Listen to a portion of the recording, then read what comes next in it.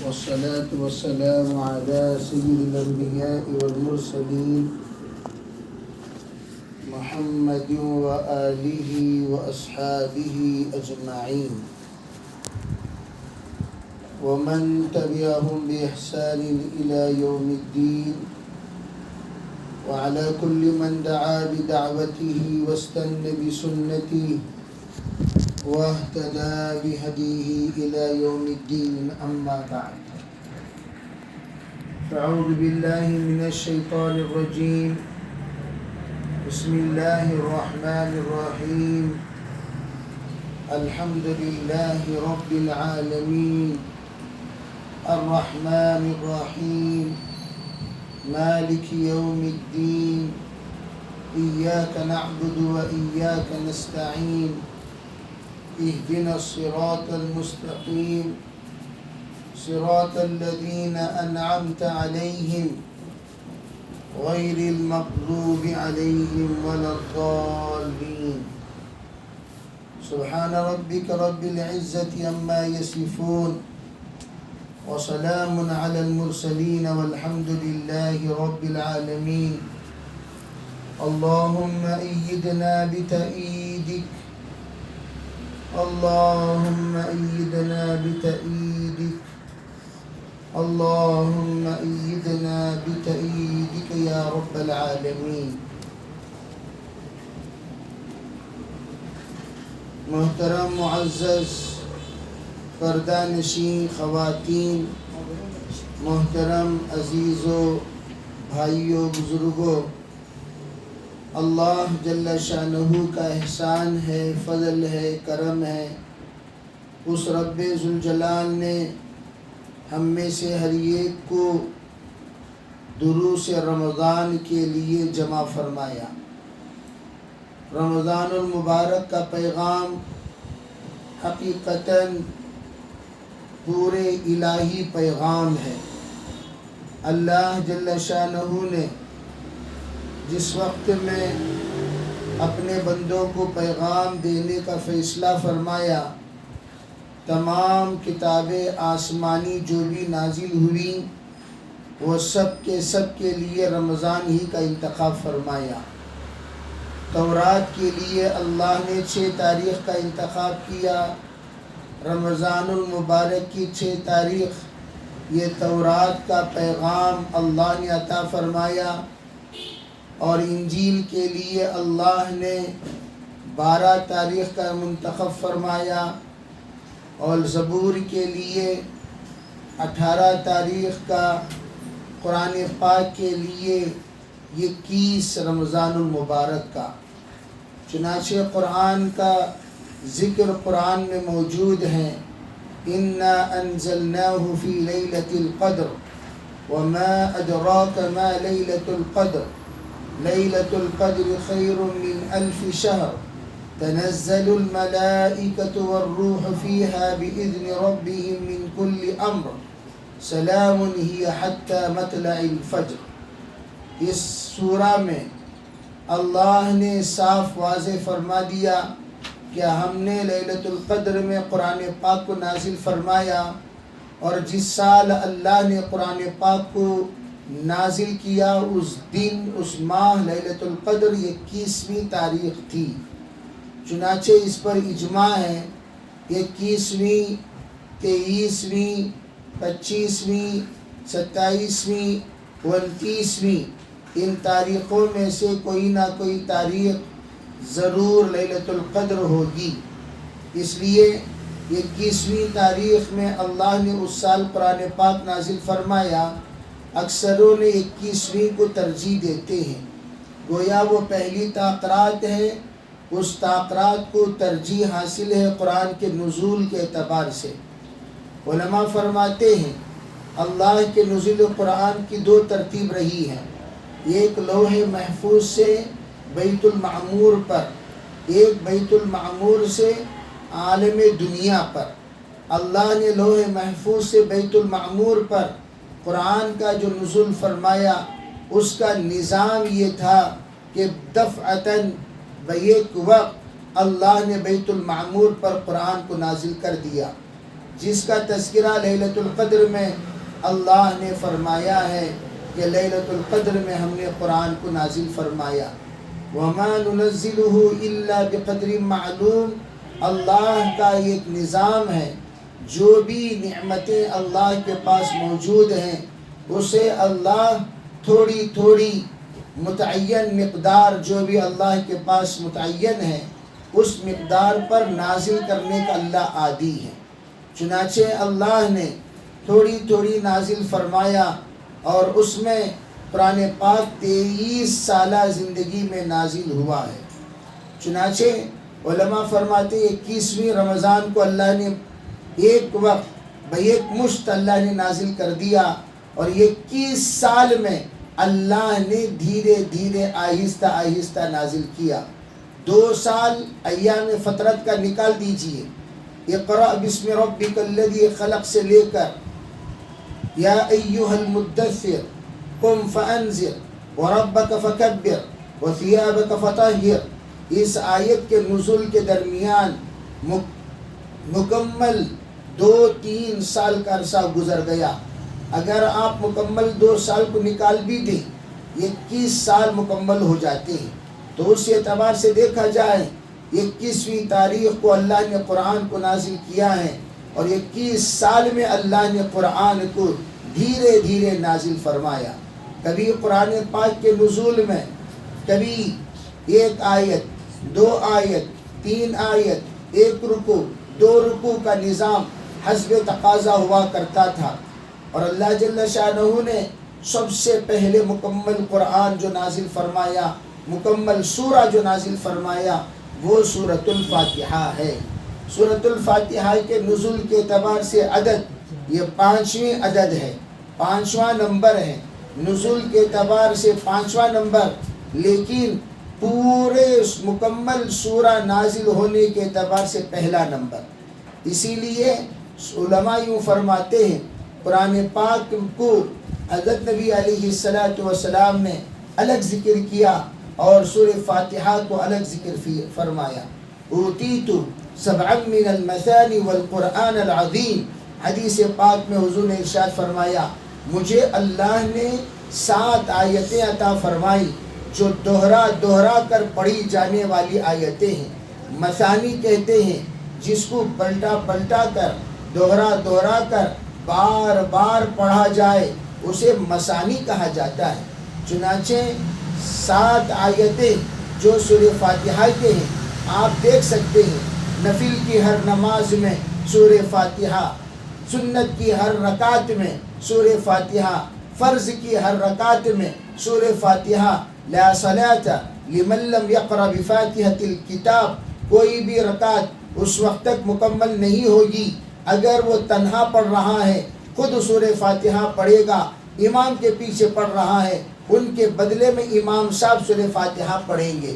گویا قرآن پاک میں اللہ کے رسول صلی اللہ علیہ وسلم نے یہ بھی بات بتا دی سورہ فاتحہ تو سب پڑھیں گے، لیکن ضم سورہ جو ہوگا وہ آ کر اپنے استعداد کے اعتبار سے، اپنی سہولت کے اعتبار سے، اپنی آسانی کے اعتبار سے اس قرآن پاک کے ضم سورے کو پڑھا جائے گا۔ چنانچہ قرآن یوں کہتا ہے فَقْرَؤُوا مَا تَيَسَّرَ مِنَ الْقُرْآنِ، آپ جب نماز پڑھتے ہو تو ایسے موقع پر جو آسان ہے وہ تم پڑھا کرو۔ سورہ فاتحہ تم پڑھو گے، سورہ فاتحہ پڑھنے کے بعد جتنا تم آسانی کے ساتھ پڑھ سکتے ہو، اگر آپ کو اچھی طرح انا آتے نہ یاد ہے تو سورہ کوثر پڑھو، اگر والعصر یاد ہے والعصر پڑھو، اگر اخلاص یاد ہے اخلاص پڑھو، تبت یدا یاد ہے تبت یدا پڑھو۔ جو آسانی کے ساتھ، سہولت کے ساتھ اور آپ اس کو اچھے تلفظ کے ساتھ پڑھ سکتے ہو تو آپ اس سورت کو پڑھا کریں۔ اور پھر آگے کیا فرمایا؟ آگے یہ فرمایا اگر تم پورا قرآن بھی پڑھنا چاہتے ہو پڑھ سکتے ہو، کیوں؟ وَلَقَدْ يَسَّرْنَا الْقُرْآنَ لِلذِّكْرِ، فرمایا ہم نے ذکر کے لیے پورا قرآن ہی کو آسان بنا دیا۔ کہیں تم یہ نہ سمجھ کر بیٹھ جانا ارے بھی آسان سورہ تو صرف سورہ والعصر ہے۔ چنانچہ بعض لوگ پوری زندگی والعصر میں گزار دیتے ہیں، پورے زندگی سورہ اخلاص میں گزار دیتے ہیں، پوری زندگی سورہ کوثر میں گزار دیتے ہیں، پوری زندگی تبت یدا میں گزار دیتے ہیں. اس طرح آپ اپنی پوری زندگی یہ ایک سورہ میں نہ گزار دیں. ہمارے اکابر یوں فرماتے ہیں بعض صورتیں ایسی ہوتی ہیں جس میں توجہ ہی نہیں بلکہ زبان پر جو ہی سورہ فاتحہ آ کر ختم ہوئی دوسری سورہ خود بخود زبان پر جاری ہو گئی، وہ جو آٹومیٹک جاری ہو جاتی ہے، وہ جاری ہونے کے لیے نہ ارادے کی ضرورت، نہ نیت کی ضرورت، نہ کسی بھی اعتبار سے فکر کی ضرورت، نہ تدبر کی ضرورت، آٹومیٹک وہ سورہ زبان پر جاری ہو جاتی ہے. علماء نے فرمایا اس طرح آٹومیٹک جاری ہونے والی صورتوں کو پڑھ کر اگر کوئی عادی بن جاتا ہے، فرمایا وہ بندہ قرآن پاک کو بغیر تدبر کے پڑھنے والا بن جاتا ہے. اس لیے یہ آٹومیٹک جاری ہونے والی صورتوں کو ذرا سا کنٹرول کریں، ایسی صورتیں پڑھنے کی عادی بنیں جو صورتیں آپ نے نئے یاد کی ہیں، جو صورتیں آپ کو ذرا توجہ چاہتی ہیں، جن صورتوں میں ذرا آپ کا ذہن لگتا ہے، جن صورتوں میں آپ ذرا سورہ پڑھے جیسا آپ تصور کرتے ہیں، تو ایسی صورتوں کا آپ اہتمام کیا کریں، اس کا حکم دیا. بل الغرض سبعا من المثانی والقرآن العظیم کے ذریعے سے علماء نے یہ فرمایا سورہ فاتحہ یہ قرآن نہیں ہے. علماء کا اس میں اختلاف ہو گیا، کسی نے فرمایا یہ قرآن ہے، کسی نے فرمایا یہ قرآن نہیں ہے، کسی نے کہا بے قرآن نہیں ہے. آپ کے پاس دلیل کیا ہے؟ انہوں نے اسی بات کو فرمایا کہ اللہ کے رسول علیہ السلام نے والقرآن العظیم کو الگ سے ذکر فرمایا، سبعا من المثانی کو الگ سے ذکر فرمایا. جو علماء کہتے ہیں یہ قرآن ہی میں سے ہیں، ان کا جواب یہ ہے، کہتے عظمت کے خاطر الگ سے آپ نے ذکر فرمایا. ارے یہ قابل قدر ہے، قابل عظمت ہے، اس کو تم لوگ معمولی نہ سمجھ جانا. تو یہ سورہ فاتحہ اس کی الگ سے اپنی جگہ پر عظمت موجود ہے. چنانچہ کیا فرمایا؟ چنانچہ یوں کہا کہ دیکھو یہ قرآن کی ماں ہے، اور ماں ہم جنس ہوا کرتی ہے، بے جنس نہیں ہوا کرتی، غیر جنس نہیں ہوا کرتی. ماں ہم جنس ہوا کرتی ہیں، اسی لیے سورہ فاتحہ کو ام القرآن کہا گیا. اگر تمام سورتیں قرآن ہیں تو یہ ام القرآن ہے. تو چنانچہ عجیب ایک نکتہ بعض لوگوں نے بیان فرمایا، اگر آپ قرآن پاک کی سورتوں کی عدد کے سلسلے میں کسی سے پوچھیں تو وہ یوں کہیں گے عرب قرآن پاک کی عدد 114 ہے. اگر آپ سورہ فاتحہ کو نکال کر آپ پوچھیں عرب قرآن پاک کی عدد کیا ہے تو فرمائیں گے ارے بھائی 113 ہے، 113 ہے. دونوں کو الگ الگ ذکر کیا جائے گا، 114 کہیں یا 113 کہیں. 113 کہنے والے وہ ہیں جنہوں نے سورہ فاتحہ کو قرآن میں شامل نہیں کیا، 114 کہنے والے وہ ہیں جنہوں نے قرآن پاک کو شامل کر لیا. فرمایا اسی وجہ سے تعداد آیات میں اختلاف ہو گیا. تو سورہ فاتحہ کی تعداد کوئی کہتا ہے 6 آیتیں ہیں، کوئی کہتا ہے 7 آیتیں ہیں، کوئی کہتا ہے 8 آیتیں ہیں. 8 آیتیں کہنے والے بسملہ کو ملا کر کہتے ہیں، 7 آیتیں کہنے والے بسملہ کے بغیر کہتے ہیں. 8 آیتیں کہنے والے اور 7 آیتیں کہنے والے بسملہ اور بسملہ کے بغیر کہنے سے عدد میں فرق آیا. جو لوگ 6 آیتیں کہتے ہیں وہ بسملہ کے بغیر وصل فرما دیتے ہیں. اہدنا الصراط المستقیم کے بعد صراط الذین انعمت علیہم غیر المغضوب علیہم ولا الضالین کو ایک آیت کہتے ہیں، یعنی وہاں پر عطف نہیں کرتے، جس کی وجہ سے وہ آیتیں 6 ہو گئیں. تو اس اعتبار سے جس طرح عدد کے اعتبار سے لوگوں میں فرق آ گیا، مفسرین میں فرق آ گیا، اسی طرح فرماتے ہیں قرآن پاک کی سورتوں کی عدد کے اعتبار سے بھی فرق بہت سارے وجوہات کی بنیاد پر آئے ہیں. اسی لیے بعض نے کیا کہا، سورہ فلق کو سورہ ناس کو دونوں کو ملا کر بعض لوگوں نے ایک سورہ بتا دیا، دونوں کو ملا کر بعض لوگوں نے ایک سورہ بتا دیا. تو جس کی وجہ سے یہ دونوں ملا کر ایک اگر ہو جاتے ہیں تو بعض نے کیا فرمایا، سورہ برات کو اپنے ماقبل صورت کے ساتھ ملانے کی وجہ سے اس لیے کہ وہاں بسم اللہ نہیں ہے تو ماقبل سے ملانے کی وجہ سے اس کو ایک سورہ بنا دیا، اس طرح بنا کر بھی 113 کہتی ہے۔ بہرحال اس کے سلسلے میں بڑی لمبی تفصیل ہے، یہ باتیں تو ہمارے خواتین کے سامنے آنی چاہیے، اس لیے کہ ہمارے مستورات اس سلسلے میں بہت ساری باتیں نہیں جانتے، جس کے نتیجے میں قرآن پاک کے علوم، رموز اور اس کے حکمتیں ہمارے سامنے واضح نہیں ہیں۔ الغرض میں یہ عرض کر رہا تھا، حضرت نبی علیہ السلام نے سورہ فاتحہ کو مستقل الگ سے ذکر فرمایا اور اس کی عظمت کو بیان کرنے کے لیے۔ چنانچہ سورہ فاتحہ عجیب جامع صورت ہے، عجیب جامع صورت، عجیب جامع صورت، 313 صورتوں کا یہی متن ہے۔ آپ کسی بھی سورہ سے پہلے اس کو متن بنا کر اس کو شرح بنائیے، ہر سورہ میں یہ سورہ سیٹ ہو جائے گی۔ سورہ فاتحہ ماں ہے، جیسے ماں کے سلسلے میں کہا جاتا ہے، عربی ماں کے اوصاف تمام بچوں میں، تمام اولادوں میں ہوا کرتی ہیں، اس کے لیے کوئی ایک صفت خاص نہیں ہوتی، تمام اولادوں میں اس کا کوئی نہ کوئی صفت، کوئی نہ کوئی ذرہ اس کے اندر ضرور پایا جاتا ہے، اس لیے کہ ہر بچہ جزو بدن بن کر نکلا ہے، جزو بدن بن کر نکلا ہے۔ جب جزو بدن بن کر نکلا، ماں کی کوئی نہ کوئی خوبی، چاہے وہ روحانی ہو یا جسمانی ہو، ضرور اس میں علامت پائی جاتی ہے۔ تو اسی طریقے سے یہ سورہ تمام 313 کی جب ماں کہلائی جاتی ہے، ام القرآن، آپ اس سورت کو اٹھا کر کسی بھی سورہ میں لگا لیجئے، آپ کی سورت کی عجیب و غریب حکمتیں، عجیب و غریب رموزات آپ کے سامنے عیاں ہوں گے، بیاں ہوں گے۔ اگر آپ نے اس کو جوڑ دیا سورہ ناس کے ساتھ، اس لیے کہ آپ سورہ ناس کو بھی جانتے ہیں، سورہ فاتحہ کو بھی جانتے ہیں، اور جو چیز جانی پہچانی ہوتی ہے اس کی مثال دینا بھی آسان ہوتا ہے، اس کے سلسلے میں بتانا بھی آسان ہوتا ہے، اس کے سلسلے میں وضاحت کرنا بھی آسان ہوتا ہے۔ چنانچہ یہ بات آپ سمجھ جائیں کہ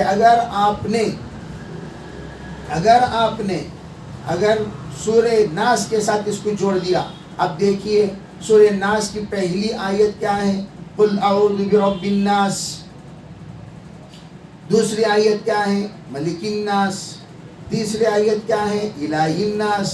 3 آیتیں ابتدا میں قل اعوذ برب الناس، یا اللہ میں پناہ مانگتا ہوں رب تمام پروردگار کے، تمام لوگوں کے پروردگار سے۔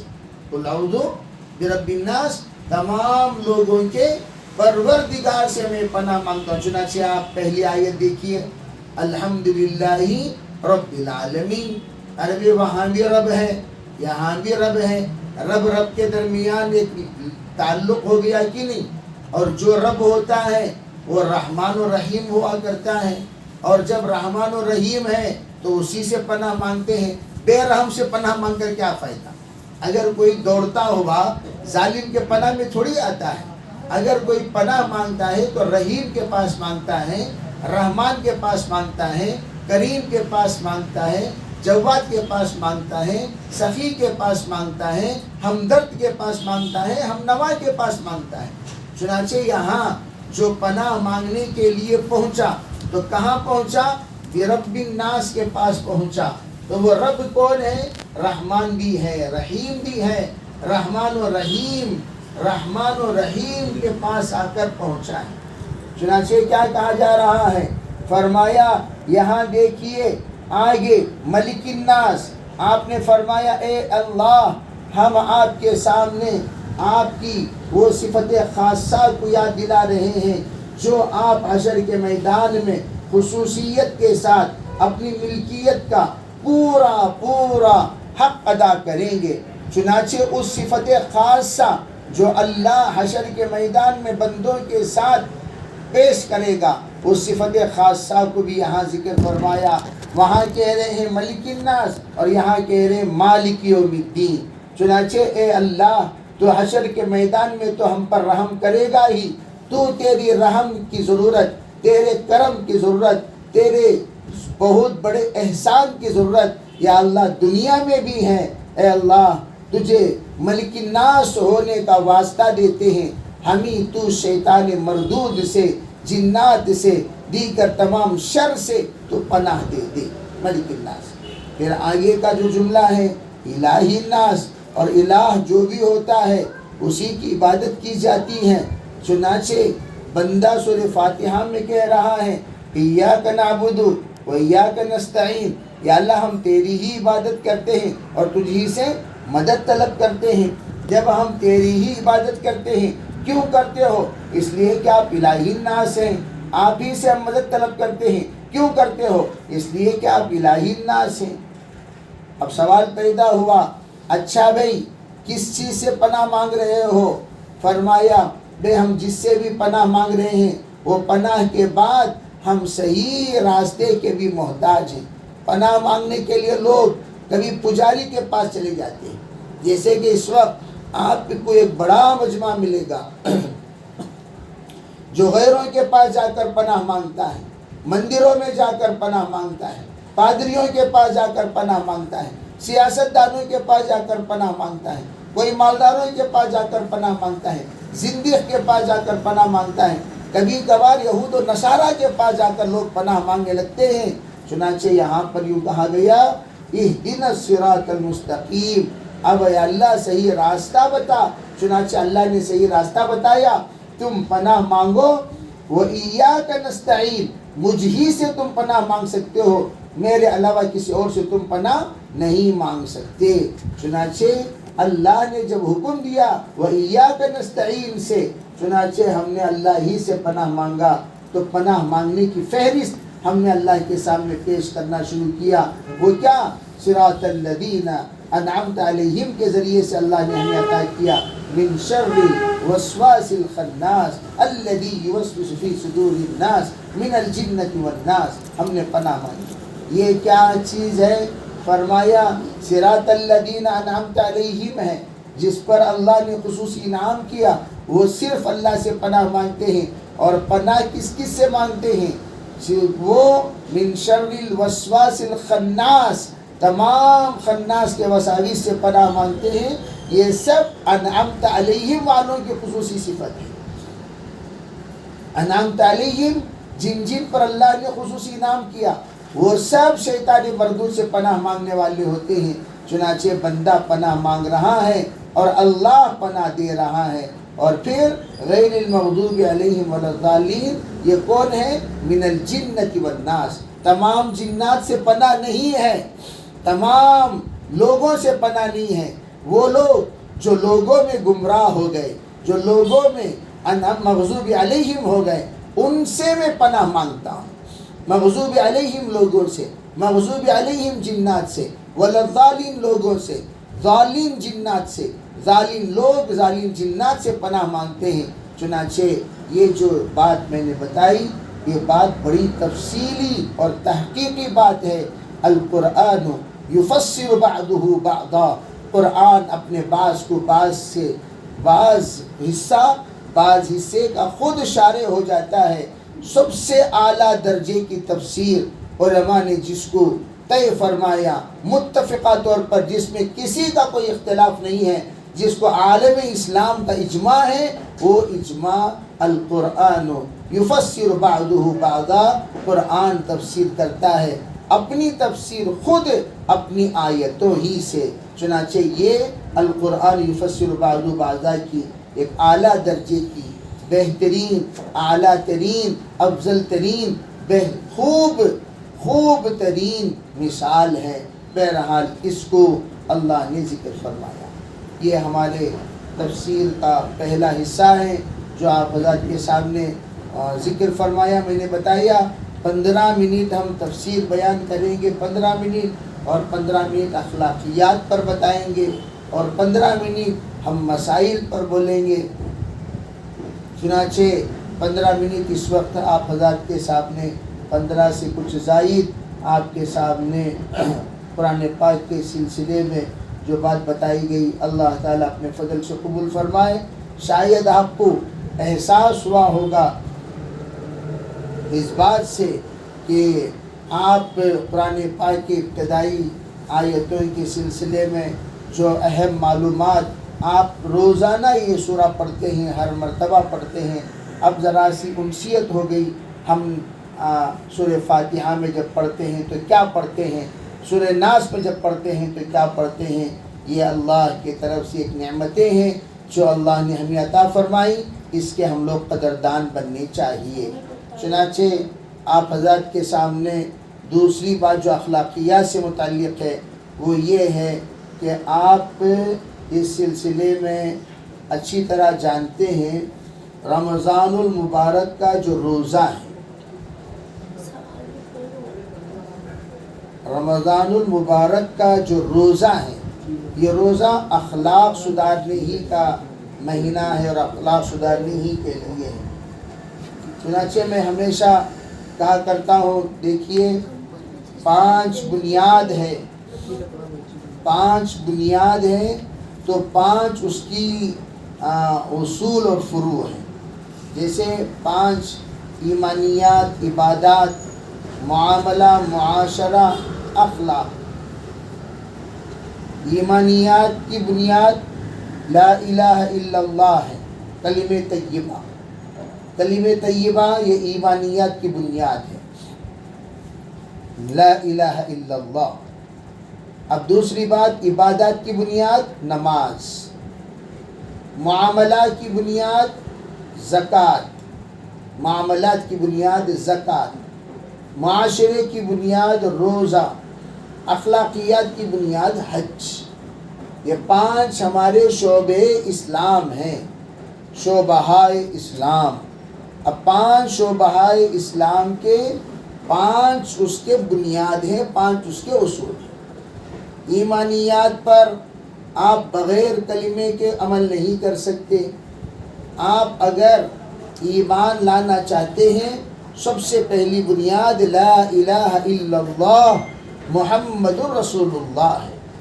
جب تک کوئی بندہ اپنی زبان سے کلمہ طیبہ کا اقرار نہیں کرتا، کلمہ طیبہ کا اظہار نہیں کرتا، کلمے کے سلسلے میں کچھ باتیں نہیں بتاتا، تو اس وقت تک اس سلسلے میں ہرگز کچھ کہہ نہیں سکتا. اس کو چاہیے کہ کلمے کے سلسلے میں مکمل طور پر اطمینان کے ساتھ اللہ کی وحدانیت کا، رسول کی رسالت کا وہ اقرار کرتا ہے تو گویا ایمانیات کی بنیاد ڈال دیا. اب کوئی عبادت کرنا چاہے تو عبادت کی بنیادی عبادت نماز. کوئی کہتا ہے نہیں ہمیں لوگ عبادت کرتی لیکن دل کی نماز پڑھ رہی، گردے کی نماز پڑھ رہی، انتڑیاں کی نماز پڑھ رہی، یہ سب نمازیں کوئی نماز نہیں ہوتی. نمازیں کوئی نماز عبادت کی بنیاد ہی نماز. نماز کے بغیر کوئی عبادت ہے ہی نہیں، بنیادی عبادت نماز. اگر کوئی نماز چھوڑ کر دنیا بھر کی عبادت کر لے، دنیا بھر کی عبادت کر لے، اس کی عبادت ہیچ ہے، نیچ ہے، اور وہ مردود ہے، ملعون ہے، اور وہ قابل عتاب ہے. وہ گویا ملت ابراہیمی کے خلاف، ملت نبی صلی اللہ علیہ وسلم کے خلاف اس نے کوئی اور راہ اختیار کیا. اس لیے فرمایا حضرت نبی علیہ السلام نے، من صلی صلاتنا واستقبل قبلتنا واکل ذبیحتنا فهو مؤمن. فرمایا جو ہماری طرح نماز پڑھے اور ہمارے قبلے کو قبلہ بنائے اور ہمارے ذبیحہ کے مطابق کھائے، وہ ایمان والا ہے. فَهُوَ فِي ذِمَّةِ اللَّهِ وَذِمَّةِ رَسُولِهِ. اس کو جنت میں لے جانا، اسے نجات دینا، اسے جنت کا راہ بتانا اللہ کے ذمہ ہے. ذمۃ اللہ و ذمۃ رسولہ، یہ فرمایا. تو اب سوال یہ پیدا ہوتا ہے کہ عبادت کی بنیاد نماز ہے، تو نماز کے بغیر کیا اللہ تعالیٰ کوئی اور عبادت قبول نہیں کرے گا؟ دیکھو قرآن پاک، حدیث پاک میں خود ہے، اول ما حوسب به العبد یوم القیامہ الصلاۃ او کما قال علیہ السلام. سب سے پہلا حساب کتاب بندوں سے جو لیا جائے گا وہ نماز کا ہوگا. روایت میں کیا ہے؟ فَإِن صَلُحَتْ، اگر وہ نماز صحیح نکلی، صلح العمل کلو، تمام اعمال اس کے صحیح نکلے. نماز کا حساب لیا جائے گا، نماز صحیح ہوگی سب اعمال صحیح ہوں گے. نماز میں فطور ہوگا تمام اعمال کو اٹھا کر پھینک دیا جائے گا. اس لیے کہ بھئی پہلا سوال، جیسے خبر میں بھی 3 سوالات کریں گے. من ربک میں فیل بولے تو سب میں فیل ہونا. میں مادین یگ جانتا ہوں، من نبی یگ جانتا ہوں، نبی کا عاشق رسول ہوں، یہ سب نہیں چلے گا. من ربک میں فیل ہو گیا آٹومیٹک دونوں سوالوں میں فیل. ایسا نہیں ہو سکتا کہ من ربک کو پار کر کے وہ کہاں چلا جائے، من نبیک میں چلا جائے، یا ماذا تقول بهذا الرجل میں چلا جائے، یا ما دینک میں چلا جائے. اس طریقے سے ہو ہی نہیں سکتا. پہلا سوال میں فیل ہو گیا تو اس لیے کہ وہ تو ایمان والا ہی نہیں رہا جو من ربک کا جواب نہیں دیا. تو اسی طرح عبادات کی بنیاد جس وقت اللہ نے نماز کو بنائی، نماز میں فیل ہوتے ہی چاہے وہ 50 حج کیا ہوا ہو. جیسے حاجی بہت سارے بے نمازی ہوتے ہیں، 50 حج کیا ہوا ہو، رمضان کو عمرے کو چلے جاتے ہیں لیکن سال بھر نماز نہیں پڑھتے. یہ سوچتے ہیں کہ بھئی رمضان کا عمرہ کر لیا تو تمام گناہ کیا ہو جائے. جیسے کہ آپ نے فرمایا العمرۃ الی العمرۃ کفارۃ لما بینہما، ایک عمرے کے سے دوسرے عمرے کے درمیان جتنے گناہ ہوں گے وہ سب کے سب کا عمرہ کفارہ ہو جاتا ہے. تو لوگ کیا سمجھ جاتے ہیں عمرہ کرنے سے پچھلے گناہ پڑے، پچھلے صغیرہ گناہ معاف ہوتے، کبیرہ نہیں.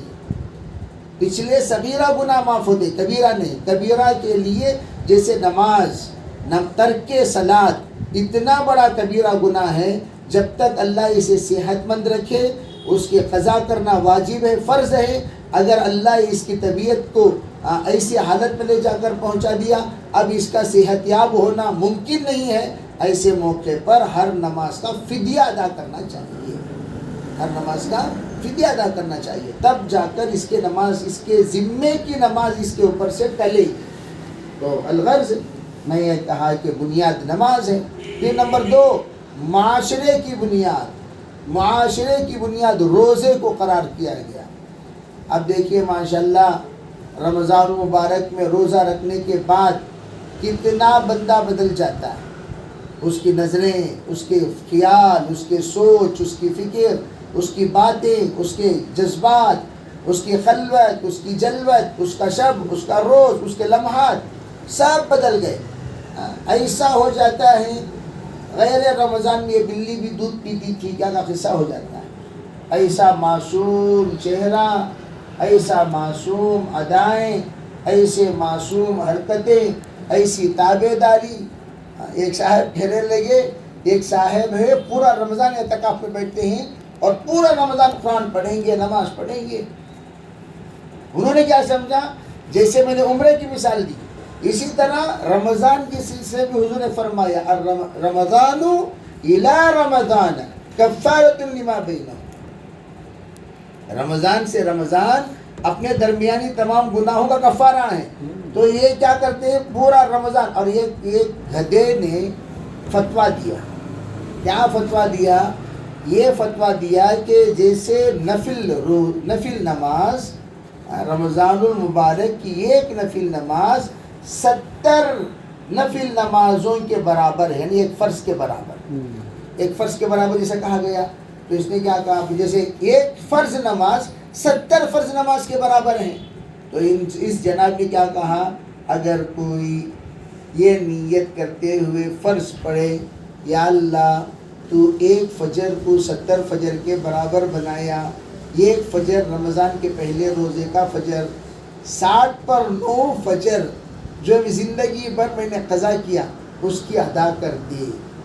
نیت کرنے سے تمہارا رمضان مبارک کا ایک فجر کی نماز بھی ہو جائے گی اور اس کے ساتھ پچھلے چھوٹے ہوئے 60 پر 9 نمازوں کا قضا بھی ہو جائے گا. یہ انتہائی فضیلت پر گناہ کرنے کی جرأت ہے.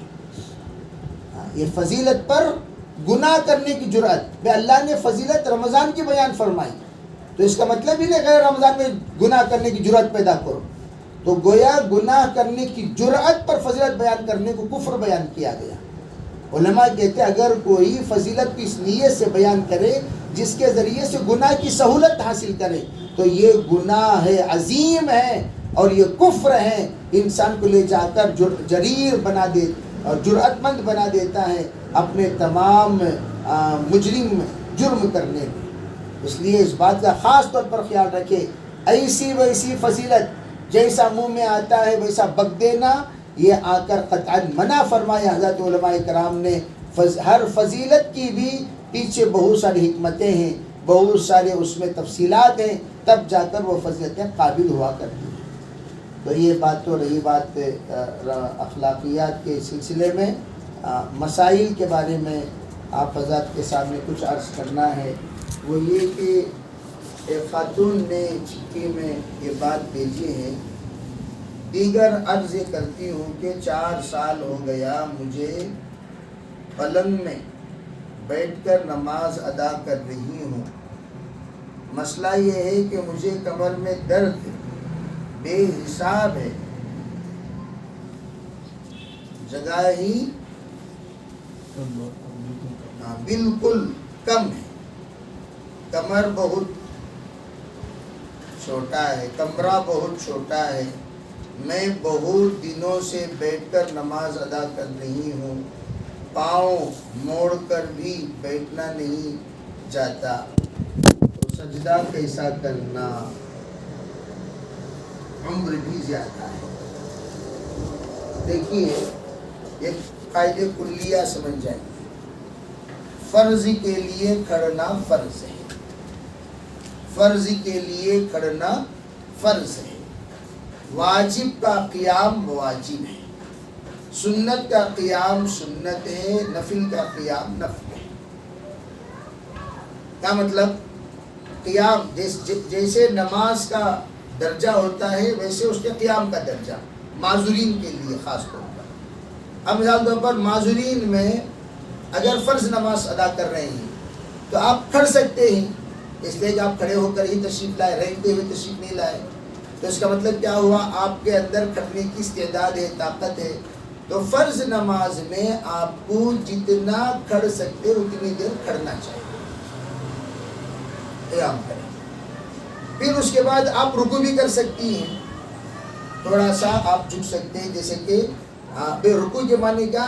تکأت الرأس، سر کو جھکانے کا نام رکوع ہے، سر کو جھکانے کا نام رکوع ہے۔ آپ رکوع کر سکتے ہیں، سر جھکا سکتے ہیں، تو آپ سر جھک جائیں، جتنا مختصر آپ کو جھکنا ممکن ہو جھک جائیں، تو آپ کا رکوع بھی الحمدللہ ہو جائے گا۔ اب رہی بات سجدہ کر نہیں سکتے آپ، فرض نماز کے لیے آپ سجدے کی گنجائش اگر نکل سکتی ہے آپ کے بدن میں تو نکال لیں، اگر نہیں نکل سکتی تو آپ کرسی پر بیٹھ جائیں۔ اب رہی بات واجب میں کھڑنا واجب ہے، کھڑے ہو جائیے۔ اب رہی بات تراویح میں کھڑنا سنت ہے، آپ کو اختیار ہے، کر سکتے ہیں تو کریے، نہیں کر سکتے تو بیٹھ جائیے۔ تو میں ہمیشہ کہا کرتا ہوں، ہر ایک پیشنٹ، ہر ایک معذور کو چاہیے کہ وہ اپنا عذر مفتیان اکرام کے سامنے واضح کریں۔ مفتیان اکرام ہر معذور کی نماز کی شکل الگ الگ بتائیں گے، اس کے مطابق وہ اپنی نماز ادا کریں۔ مفتیان اکرام بتائیں گے آپ کو قیام کیسا کرنا، رکوع کیسا کرنا، سجدہ کیسا کر سکتے ہیں۔ اب آپ مستورات کے سامنے جو بھی یہاں موجود ہیں ان کے سامنے بتائیں بھی یہاں تک میں جھک سکتی ہوں، یہاں تک میں سجدہ کر سکتی ہوں، نیچے بیٹھ کر نماز پڑھ سکتی ہوں۔ تو افضل ترین نماز یہ ہے کہ ہم نیچے ہی بیٹھ کر پڑھیں، افضل ترین نماز یہی ہے۔ اگر آپ نیچے بیٹھنے سے بھی عذر رکھتے ہیں تو ایسے موقع پر آپ اپنے عذر کے مطابق آپ کو اجازت ہے کرسی پر بیٹھ کر نماز پڑھیں۔ اور ایک بات یاد رکھیں، کرسی پر 2 ہاتھ اور کمر نہیں ہونی چاہیے، 2 ہاتھ اور کمر یہ آ کر بے ضرورت سہارا ہے، اور بے ضرورت سہارا لینے سے نماز فاسد ہو جاتی ہے۔ جیسے 2 ہاتھ ہیں اور کمر آرام سے ایسا بیٹھ لے کر نماز پڑھے تو اس کا مطلب کیا ہوا کہ آپ بے ضرورت اس میں سہارا لے رہے ہیں، اور بے ضرورت سہارا لینے سے نماز فاسد ہو جاتی ہے۔ تو اس لیے ایسی اسٹول جس کو کہا جاتا ہے، اسٹول جس میں صرف بیٹھنے کا ہو، اس میں بیٹھ کر نماز پڑھنا چاہیے۔ ہاں آپ اگر پیچھے کمر کا سہارا ہے لیکن آپ کمر کا سہارا نہیں لے رہے ہیں تو آپ کی نماز ہو جائے گی۔ آپ اگر آپ کمر سے بھی معذور ہیں، کمر کا سہارا لیے بغیر نہیں بیٹھ سکتے، اس لیے کہ کمر میں بھی آپ کو تکلیف ہے، سہارا دینا ہی پڑتا ہے، تو ایسے موقع پر بعض مرتبہ تھوڑا سا سہارا دے لیں، تھوڑا سا سہارا نکال لیں، تھوڑا سا سہارا دے لیں، تھوڑا سہارا نکال لیں۔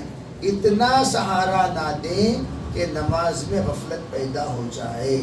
آپ کو نماز کے اندر الاجر بقدر المشقہ، الاجر بقدر المشقہ، جتنی مشقت ہوتی ہے اتنا اللہ کی طرف سے ہم لوگ اجر کے لائق بنتے ہیں۔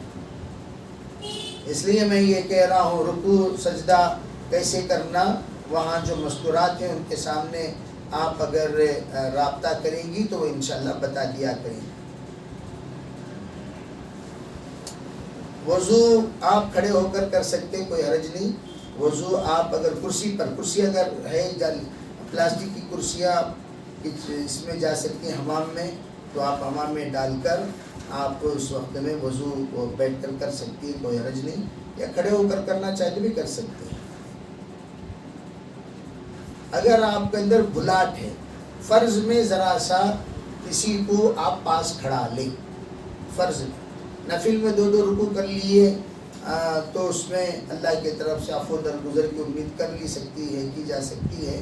فرائض میں نماز فاسد نہ ہو، اس کے لیے خاص طور پر فرض نماز کے موقع پر کسی کو پاس میں کھڑا لیں تاکہ یہ 2 رکوع کے ذریعے سے نماز فاسد ہونے سے محفوظ رہے۔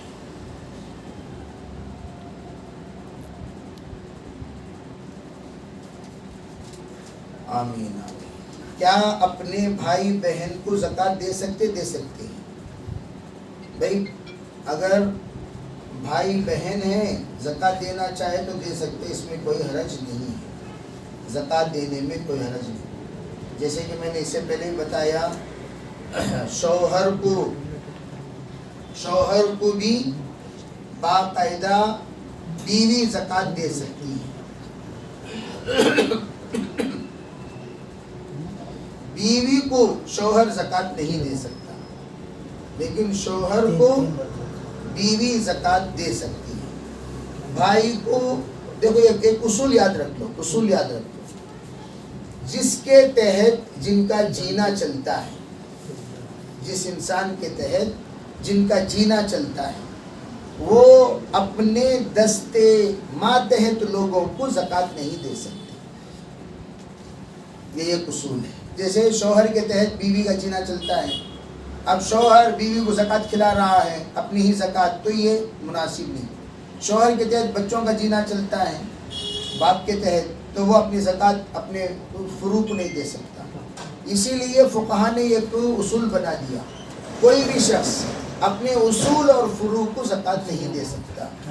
اصول کسے کہتے ہیں؟ میں ہوں، میرے دادا ہیں، میرے والد ہیں، میرے دادا ہیں، میرے پردادا ہیں، میرے مامی ہیں، میری والدہ ہیں، میری دادی ہیں، پردادی ہیں، ان کو اصول کہا جاتا ہے۔ اصول کو زکوٰۃ نہیں دے سکتے۔ اسی طرح فروع کو زکوٰۃ نہیں دے سکتے۔ میں اپنے بیٹے کو، اپنے پوترے کو زکوٰۃ نہیں دے سکتا، اس کو یاد رکھیں۔ اصول کو یعنی اوپر جن سے ہم لوگ پیدا ہوئے ان کو زکوٰۃ نہیں دے سکتے، جو ہم سے پیدا ہوئے ان کو زکوٰۃ نہیں دے سکتے۔ یہ قاعدہ کلیہ یاد رکھ لیں۔ یہ جو بھی آپ سے مسئلہ پوچھیں گے آپ اس بات کو سامنے رکھ لیں، بے اصول ہیں کہ فروع ہیں، یعنی ہم ان سے پیدا ہوئے یا یہ ہم سے پیدا ہوئے، تو اگر نہیں ہے تو زکوٰۃ دے سکتے ہیں، اگر ہیں تو زکوٰۃ نہیں دے سکتے۔ شوہر 2 سال سے باہر ہو اور بات چیت بھی نہیں، خلا ہو گیا تو عدت کتنے دنوں کی ہے؟ خلا نہیں ہوا، 1-2 سال نہیں، اگر 100 سال بھی انہیں الگ الگ رہا تب بھی دونوں کے درمیان خلا نہیں ہوا، دونوں کے درمیان نکاح ختم نہیں ہوئی، دونوں نکاح ختم نہیں ہوا، رشتہ ختم نہیں ہوا، شادی ختم نہیں ہوئی، دونوں میاں بیوی ہی رہیں گے۔ اسی لیے حضرت ابو حنیفہ رحمۃ اللہ علیہ فرماتے ہیں اگر کوئی شوہر غائب ہو گیا تو بیوی کو صرف 90 سال انتظار کرنی چاہیے. کتنے سال؟ 90 سال. جب تک کہ اس کو یقین ہو جائے کہ میرا شوہر مر گیا. 90 سال کے بعد وہ نکاح کر نہیں سکتی. یہ اجازت کس نے دی؟ حضرت امام صاحب رحمۃ اللہ علیہ سب سے زیادہ احتیاط والی پہلو پر فتویٰ دیتے ہیں جتنے مسائل میں. لیکن فتویٰ اس بات پر نہیں ہے اگر کسی کا شوہر غائب ہو گیا 3 سال تک، غائب ہو گیا تو 3 سال تک شرعی طور پر جس طرح تلاش کرنے کا حق ہے اس طرح تلاش کرے. قاضی صاحب کے پاس اپنا مقدمہ دائر کرنے کے بعد 3 سال تک تلاش کرنے کے بعد اگر نہیں ملا تو قاضی دونوں کے درمیان فسخ نکاح کرا دے گا اجتماع آراء کو لے کر، جبکہ کما حق ہو تلاش کرنے کا حق ادا کرے. یہ ایک شرط ہے اس کے سلسلے میں. تو اس لیے یہ 2 سال 3 سال بات چیت نہیں ہے، جدا ہیں، اس سے کچھ بھی فرق نہیں پڑتا، خلا ولا واقع نہیں ہوتا.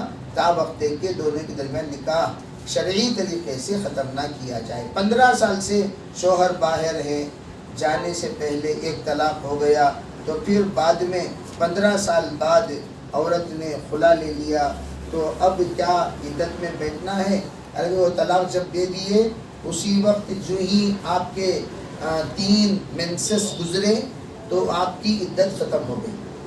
ہاں، آپ کی عدت بے طلاق رجعی دینے کے بعد اگر رجوع نہ کرے تو آٹومیٹک، یہ طلاق رجعی دینے کے بعد اگر آپ رجوع نہیں کیے تو آٹومیٹک کیا ہوا؟ فرماتے ہیں آپ کا دوسرا طلاق بھی پڑ گیا عدت ختم ہونے کے بعد. اب آپ کی جب دوسری طلاق بھی دوسرے طلاق کے ذریعے سے آپ جب جدا ہو گئے تو اب آپ کا کوئی خلا لینے کے بعد عدت پہ بیٹھنے کی کوئی ضرورت نہیں ہے. تراویح میں اگر 4 رکعت چھوٹ جائے تو کیا اس کو وتر کے بعد پڑھ سکتے ہیں، کوئی حرج نہیں. عمرہ فقط نماز، قضائے عمری، نماز روزے کی نیت کس طرح کرنا چاہیے؟ صرف قضا روزہ قضا نماز کہنا کافی ہے؟ نہیں. اصل میں اس میں بھی ایک بات آپ سمجھ جائے، ہمیشہ کے لیے ایک بات سمجھ جائے، جب بھی قضا نماز پڑھنے کا موقع آئے آپ کو کیا کرنا؟ یا اللہ میری زندگی میں پہلی مرتبہ جو فجر کی نماز قضا ہوئی اسے میں ادا کر رہی ہوں. پہلی بار ظہر، پہلی بار عصر، پہلی بار مغرب، پہلی بار عشاء، اس طرح نیت کر لینا. پھر اس کے بعد جو نیت کرو گے یا اللہ اس کے بعد جو فجر، اس کے بعد جو ظہر، اس کے بعد جو عصر، اس کے بعد جو مغرب، اس طرح آپ نیت کریں گے. آٹومیٹک من جانب اللہ جہاں جہاں آپ کی نمازیں چھوٹی وہاں یہ نمازیں فیڈ ہوتی ہوئی چلی جائیں گی. اسی طرح روزے کے بارے میں بھی اللہ پہلی بار جو روزہ قضا ہوا پہلی بار، پھر اس کے بعد کہتے ہوئے قضا روزہ رکھتے ہوئے چلی جائیں. انشاءاللہ خود بخود وہ قضا روزے جا کر فیڈ ہو جائیں گی. اس میں کوئی حرج نہیں ہے. اس طرح نیت کر لی، یہ آسان نیت ہے. حساب کتاب آپ رکھ لیجئے کتنی نمازیں آپ نے چھوڑی ہیں، اس اعتبار سے ایک اندازے سے اتنی نمازیں آپ قضا کر لیں. اور اس سلسلے میں ایک بات یاد رکھو، قضا روزے اور قضا نمازیں جن کے ذمے ہیں غور سے اس بات کو سماعت کریں.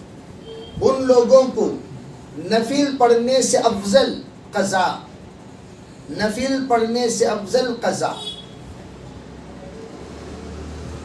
سنت غیر مؤکدہ پڑھنے سے افضل قضا، اشراق چاش توابین پڑھنے سے افضل قضا.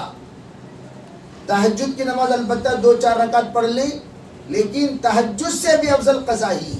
لیکن تہجد اپنے وقت کے اعتبار سے بھائی فضیلت کی چیز ہے، پڑھ لیں. 2 رکعت پڑھ لیں البتہ آپ کی تسلی کے لیے، چلو میں اشراق پڑھ رہی ہوں 2 رکعت، چاش پڑھ رہی ہوں 2 رکعت. لیکن قضا سب سے زیادہ افضل ہے. قضا کرنا یہ اگر فرض ہے، فرض فرائض کا قضا فرض ہے. قضا اصل میں آپ پر قرض ہے اور قرض ادا کرنا فرض ہے. اس لیے آپ ہر حال میں قضا ادا کریں. اللہ تعالی ہمیں سبھی کو عمل کرنے کی توفیق عطا فرمائے. اللہ تعالی ہر طرح کے خیر مقدر فرمائے، ہر طرح کے شر صفات فرمائے. جو بھی مسائل بتائے گئے اللہ اپنے فضل سے اپنا ہمارے مسائل کے مذاکرے کو قبول فرمائے. ماشاءاللہ آپ حضرات تشریف لائیں اور بڑے اہتمام کے ساتھ آپ نے سماعت کی. آپ کو اندازہ ہوا ہوگا کہ ہمارے اچھا اور ایک سوال رہ گیا. اگر روزے کی حالت میں کھانسی کی وجہ سے نماز کے دوران بلغم اگر اندر چلے جائے تو اس کا مسئلہ کیا ہے؟ اس میں کوئی حرج نہیں. دیکھو منہ کے حلق کے باہر آ گیا تو اسے اندر نہیں بھیجنا، نماز روزہ فاسد ہو جائے گا. باہر آ گیا تو اسے منہ میں ہی رکھیں. اگر آپ کو حد سے زیادہ بے قراری ہو تو نماز سے جا کر آپ تھوک کر آئیں، بشرطے کہ آپ کو وقاری ہو رہی ہو، الٹی ہو رہی ہو، یا آپ اس کو سنبھال سکتے ہیں تو سنبھال لیں، سنبھال کر سلام کے بعد جا کر اسے تھوک دیں. اگر نہیں وہ آٹومیٹک آیا چلا گیا، اب ہمارا اس میں کوئی دخل نہیں ہے، اس کو نکالنے میں، اس کو بھیجنے میں ہمارے طرف سے کوئی دخل نہیں ہے، تو ایسے موقع پر روزہ فاسد نہیں ہوا، روزہ جو کا تو رہ گیا. اور ایک مسئلہ جو ماشاءاللہ اس وقت ہم لوگوں نے 6-7 مسئلے بتائے، اور آپ کو یہ بات معلوم ہونی چاہیے کہ ایک مسئلہ ایک باب ہے، ایک عنوان ہے، اور ایک باب مسئلہ سیکھنا 1000 رکعت نماز پڑھنے سے افضل. لوگ ماشاءاللہ غیر افضل کو افضل سمجھ کر غیر افضل میں زیادہ مشغول رہتے ہیں. 2 رکعت نماز پڑھنے کو تو افضل سمجھیں گے، مسئلہ سیکھنے کو غیر افضل سمجھیں گے. حالانکہ مسائل سیکھیں گے تبھی تو نماز درست ہوگی. مسائل سیکھے بغیر نماز کیسے درست ہو سکتی ہے؟ آپ نے ایک روزے کا مسئلہ پوچھ لیا، میں نے آپ کو مسئلہ بتایا. اگر آپ یہ مسئلہ نہیں جانتے تو پھر کیا ہوگا؟ روزہ فاسد ہو گیا آپ کا، پھر بھی آپ یوں سمجھ رہے ہیں کہ روزہ ہمارا فاسد نہیں ہوا، حالانکہ روزہ آپ کا فاسد ہو چکا ہے. روزے کا قضا کرنا آپ پر واجب ہو گیا، فرض ہو گیا، پھر بھی آپ کو اس کا علم نہیں ہے. تو کتنے روزے ہمارے ذمے؟ اس طرح ایک مسئلہ نہ جاننے کی وجہ سے کتنا بڑا نقصان ہوگا. تو اس لیے 1000 رکعت، گویا کہ 7 مسئلے آپ نے پڑھے تو 7000 رکعت نماز پڑھنے کا آپ کو کیا مل گیا؟ ثواب مل گیا. تو اللہ تعالیٰ ہمارے جڑنے کو، جمنے کو، سننے کو، سنانے کو، بیٹھنے کو قبول فرمائے، اور پابندی کے ساتھ اللہ تعالیٰ ہمارے آنے کو، جڑنے کو آسان فرمائے. اور آتے وقت کل بھی جیسے میں نے گزشتہ بھی بتایا، آج بھی کہہ رہا ہوں، اور جو اس وقت ہمیں سن رہے ہیں فون کے ذریعے سے، وہ احباب سے بھی گزارش ہے کہ تمام خواتین کو خاص طور پر دعوت دے کر اس وقت میں شریک ہونے کو کہیں. ماشاءاللہ 20-25 خواتین باہر سے بھی سن رہی ہیں، تو وہ سب کے سب اس میں جڑیں، جڑ کر باقاعدہ ان کو بھی جوڑیں، تاکہ وہ احباب بھی، اگر ہمارے ذریعے سے کوئی آ کر اپنی زندگی کا مسئلہ معلوم کر لیا. بھائی میں کیا بتاؤں آپ حضرات کو، ایک مرتبہ ہم لوگ شیموگا گئے، بھدراوتی، ایک جماعت کا پرانا ذمہ دار ساتھی، یعنی یوں سمجھو اللہ نے اس کے ذریعے سے علاقہ کھڑا کیا. اسے یہ نہیں معلوم بھانجی سے نکاح کرنا حرام ہے، اور خود کی بیوی بھانجی تھی، 6 بچے تھے. میں اتفاق سے بیان کرتے کرتے، حلال و حرام کی بات کرتے کرتے، میں مستورات میں یہ بتایا کہ بھائی بھانجی سے نکاح کرنا حرام ہے، یہ حرام ہے، بات میں بتاتا جا رہا ہوں. وہ بیچارہ آ کر اتنا رویا، کیا حضرت حرام کیا ہاؤ حرام. تو وہ بیچارہ روتے روتے کیا کہا، میری بیوی میری بھانجی تھی. اب یہ مسئلہ معلوم ہوتے ہی اس کے جو بہن تھی وہ اسے قتل کرنے آ گئی. وہ بیچارہ وہاں سے ہجرت کر کے بنگلور آیا. بنگلور میں آ کر بھانجی وغیرہ، میں نے کہا بھائی تمہارا نکاح نہیں ہوا، خلا طلاق کا مسئلہ نہیں ہے. خلا طلاق وہاں ہوتا ہے جہاں نکاح ہوتا ہے. تمہیں 100 بار نہیں 1000 بار نکاح پڑا ہے تو بھی بھانجی سے نکاح نہیں ہوتا. خلا طلاق کا مسئلہ نہیں. اب کرنا ہے کیا؟ پھر اس کا نکاح الگ کرو، تمہارا نکاح الگ کراؤ. چنانچہ وہ لوگ الگ الگ نکاح کر کے ابھی بھی بنگلور میں، ٹمکور میں جی رہے ہیں. تو میں عرض کرنا چاہتا ہوں، ایک مسئلہ نہ جاننے کی وجہ سے پوری زندگی تباہ و برباد ہو گئی.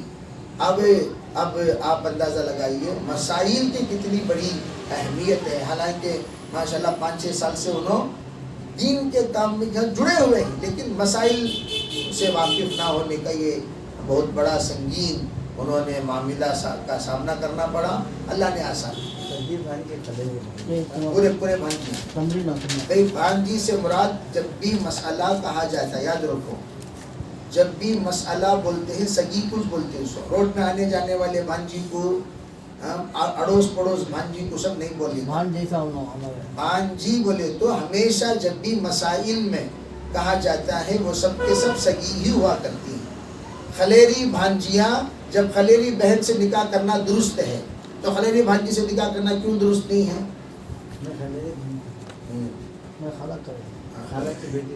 اللہم لک الحمد و لک الشکر اللہم صلی علی سیدنا وعلى آل سيدنا محمد وبارك وسلم. اللهم ارنا الحق حقا وارزقنا اتباعه وارنا الباطل باطلا وارزقنا اجتنابه. اللهم آت نفوسنا تقواها وزكها أنت خير من زكاها أنت وليها ومولاها واهدنا إلى سواء السبيل واهدنا إلى سواء الصراط. اے اللہ ہم سب کے گناہوں کو معاف فرما. یا اللہ ہمارے خطایا سے درگزر فرما. بقیہ زندگی ترحمات پر مرضیات پر گزارنے کی توفیق عطا فرما. یا اللہ رمضان کے ہمارے روزوں کو قبول فرما، عبادتوں کو قبول فرما، ریاضتوں کو قبول فرما، مجاہدوں کو قبول فرما، ذکر و اذکار کو قبول فرما، تلاوتوں کو قبول فرما. جو بھی ہم محنت کرتے ہیں اپنے فضل سے ان تمام دینی محنتوں کو، تحریکوں کو، یا اللہ جفا کشی کو اپنے فضل سے قبول فرما. یا اللہ تو مغفرت کے لیے اسباب تلاش کرتا ہے. یا اللہ ان اسباب کو بنیاد بنا کر تو مغفرت فرما دیتا ہے. یا اللہ یہ چھوٹی موٹی حرکتیں جو بھی ہم سے ہو رہی ہیں، چھوٹے موٹے اعمال جو بھی ہم سے ہو رہے ہیں، اس کو ذریعہ بنا کر یا اللہ ہمیں مغفرت فرما. یا اللہ خواتین اپنی نیند قربان کر کے اپنے تھکان کے ساتھ یا اللہ یہاں آ کر دین سیکھنے کے لیے زحمت اٹھا رہی ہیں. یا اللہ ایک عرصے دراز قبل یا اللہ یہ مجلس قائم ہونی چاہیے تھی، لیکن یا اللہ تاخیر پر ہمارے بھی اس جرم عظیم کو معاف فرما. یا اللہ سننے اور سنانے کہ وہ چیز یا اللہ جو بھی تو نے توفیق عطا فرمائے اس کے شکر گزار بن کر استقامت نصیب فرما. یا اللہ ہمارے تراویح کو بھی قبول فرما، ہمارے یا اللہ بچوں کے خدمات کو بھی قبول فرما، ہمارے مستورات کے پکوان کو بھی قبول فرما، ہمارے مستورات کی سحری اور افطاری کے خدمات کو بھی قبول فرما. یا اللہ جو بھی کام کریں ذکر کرتے ہوئے، فکر کرتے ہوئے، تلاوت کرتے ہوئے، جتنی صورتیں آتی ہیں اتنی صورتوں کی تلاوت کرتے ہوئے، جیسے قل هو الله احد میں اگر 50 مرتبہ اگر کوئی روزانہ پڑھ لیتا ہے، بعض حدیثوں میں ہے اللہ اس پر جنت واجب کر دیتا ہے. یا اللہ چلتے پھرتے سورہ اخلاص پڑھنے کی توفیق عطا فرما، سورہ اخلاص پڑھنے کی توفیق عطا فرما، درود پڑھنے کی توفیق عطا فرما، کلمہ پڑھنے کی توفیق عطا فرما، ایک نصاب کلمہ طیبہ کا مکمل کرنے کی توفیق عطا فرما. لا الہ الا اللہ استغفر اللہ اسألک الجنہ ونعوذ بک من النار کا ورد اپنی زبان پر جاری رکھنے کی توفیق عطا فرما. اللہ جتنے ساتھی جو بھی خدمت انجام دیتے ہیں اپنے فضل سے قبول فرما. یا اللہ ہماری دعاؤں کو جناب رسول اللہ صلی اللہ علیہ وسلم کی تمام دعاؤں سے برکت سے قبول فرما. ربنا تقبل منا ما كان صالحا وسنا ما كان فاسدا برحمتك یا ارحم الراحمین. جناب رفیع صاحب ایک نعت سنائیں گے، آپ سماعت کریں. اگر جانے والی خواتین ہیں تو جا بھی سکتی ہیں، سننے والی سن سکتی ہیں. نعت سن کر جائیں.